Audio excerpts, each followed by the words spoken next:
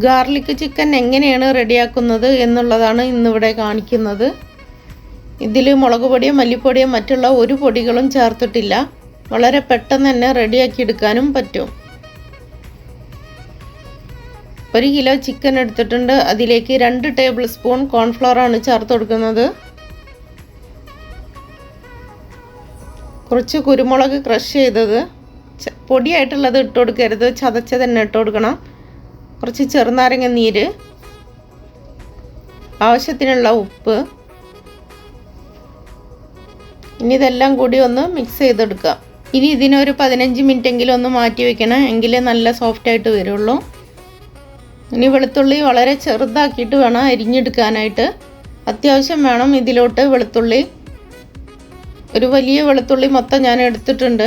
ഇനി ഇതെല്ലാം ചെറുതാക്കിയിട്ട് അരിഞ്ഞ് മാറ്റി വയ്ക്കാം. അടുത്തത് ക്യാപ്സിക്കമാണ് അരിഞ്ഞെടുക്കുന്നത്. നമുക്ക് ക്യാപ്സിക്കം റെഡും യെല്ലോ ഒന്നും ഇല്ലെങ്കിലും ഗ്രീനെങ്കിലും മസ്റ്റ് ഒന്ന് ഇട്ട് കൊടുക്കണം. അതും ചെറുതാക്കിയിട്ട് തന്നെ അതേപോലെ അരിഞ്ഞെടുത്തിട്ട് ഇട്ട് കൊടുക്കാം.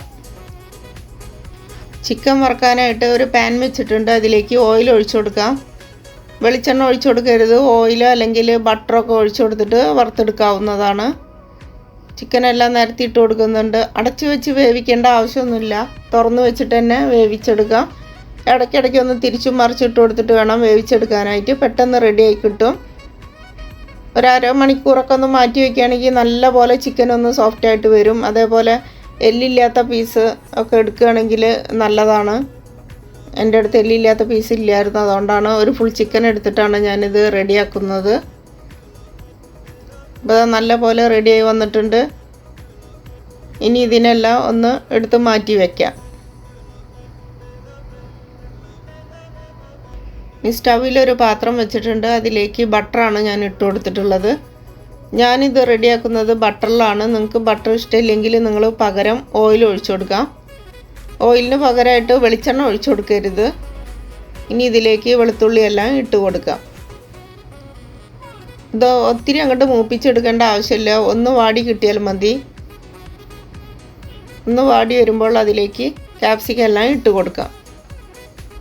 ഇതിൽ ഒരു ക്യാപ്സിക്കം എന്തായാലും നിങ്ങളൊന്ന് ഇട്ട് കൊടുക്കണം. റെഡോ യെല്ലോ ഒന്നും കിട്ടിയില്ലെങ്കിൽ പച്ചെങ്കിലും ഒന്ന് ഇട്ട് കൊടുക്കണം.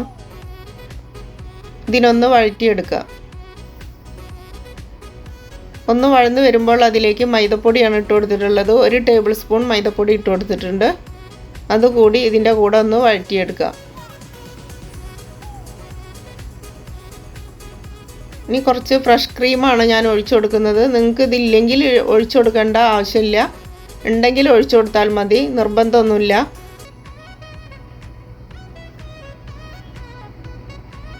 ഇതൊന്ന് വഴറ്റിയെടുത്തതിന് ശേഷം അതിലേക്ക് കോൺഫ്ലവർ കലക്കിയതാണ് ഒഴിച്ചു കൊടുക്കുന്നത്.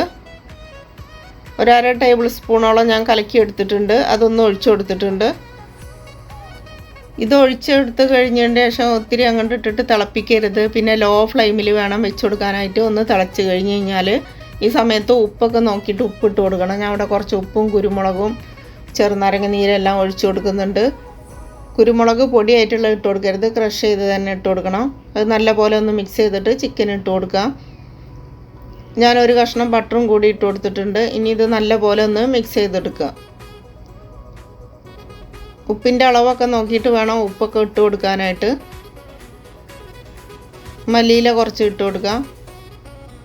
എനിക്ക് കുറച്ച് ഉപ്പിൻ്റെ കുറവുണ്ട്, ഞാൻ കുറച്ച് ഉപ്പ് കൂടി ഇട്ട് കൊടുക്കുന്നുണ്ട്. നല്ലപോലെ എന്നിട്ടൊന്ന് മിക്സ് ചെയ്തെടുക്കുക. നിങ്ങൾ ഒരു പ്രാവശ്യമെങ്കിലും ഇതൊന്ന് ചെയ്ത് നോക്കണം. നിങ്ങൾ ചിക്കൻ മേടിക്കുമ്പോൾ ഒരു പ്രാവശ്യമെങ്കിലും ഒന്ന് ഈ രീതിയിലൊന്ന് ഉണ്ടാക്കി നോക്കണം. നല്ല ടേസ്റ്റാണ് കഴിക്കാനായിട്ട്. അതേപോലെ പെട്ടെന്ന് ഉണ്ടാക്കിയെടുക്കാനും പറ്റും. ഒത്തിരി ഐറ്റംസിൻ്റെ ആവശ്യമൊന്നുമില്ല. വളരെ കുറച്ച് ചേരുവകളും മതി. വളരെ പെട്ടെന്ന് തന്നെ ഉണ്ടാക്കിയെടുക്കാനും പറ്റും. അപ്പോൾ എല്ലാവരും ഒന്ന് ട്രൈ ചെയ്ത് നോക്കണം. വീഡിയോ ഇഷ്ടപ്പെട്ടാൽ എല്ലാവരും ഒന്ന് ലൈക്ക് ചെയ്യണം, കമൻറ്റ് ചെയ്യണം, ഷെയർ ചെയ്യണം. സബ് ചെയ്യാത്തവരുണ്ടെങ്കിൽ ഒന്ന് അതുകൂടി ഒന്ന് ചെയ്തേക്കണേ.